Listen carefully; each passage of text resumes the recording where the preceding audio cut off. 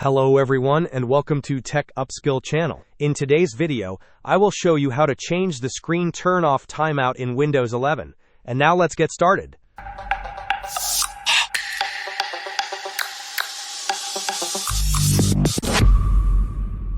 To begin, right-click on the Start button located on your taskbar and then select Settings from the menu that appears. Once the Settings window is open, navigate to the System tab, which is usually found on the list on the left-hand side.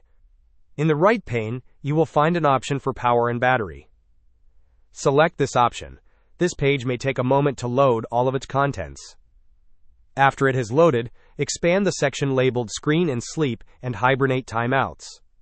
Within this expanded section, you will see an option that says, Turn my screen off after. You can now adjust this setting to your desired time for when your screen should turn off.